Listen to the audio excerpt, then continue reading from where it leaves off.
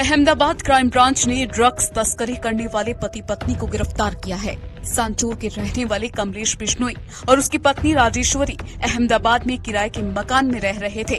उनके पास से 35 लाख रुपए की 357 ग्राम एमडी ड्रग जब्त की गई है। राजेश्वरी जो महिला अभियुक्त है उसका भाई है, मामा का लड़का सुभाष, वो भी मतलब सांचौर के आसपास के गांव का ही है। तो उसके संपर्क में आने के बाद मतलब उससे बात किया था कि अगर एमडी ड्रग्स का અમદાવાદ શહેર ક્રાઇમ બ્રાન્ચ દ્વારા ડ્રગ વિરોધી ઝુંબેશના ભાગરૂપે કેટલાક સમયથી આ ગેરકાયદેસર પ્રવૃત્તિ ઉપર સર્વેલન્સ રાખવામાં આવેલું હતું।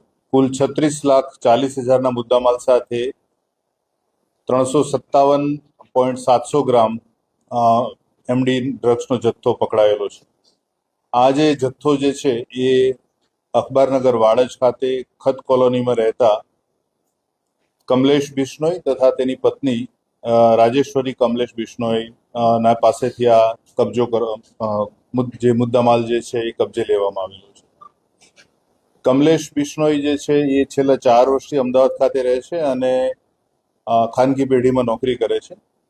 એના પત્ની ગયા 1 વર્ષથી એની સાથે રહેવા આવેલા છે રાજસ્થાનથી। આ લોકો મૂળ સાંચોર પાસેના ગામના છે બંને અને આ જે છેલ્લા 3 મહિનાથી આ પ્રવૃત્તિમાં એટલે કે સાંચોર ખાતેથી એમડી ડ્રગ્સનો ગેરકાયદેસર જથ્થો અહીંયા લાવી અને છૂટક વેચાણ કરતા હોવાનું પ્રાથમિક પૂછપરછમાં જણાવેલું છે।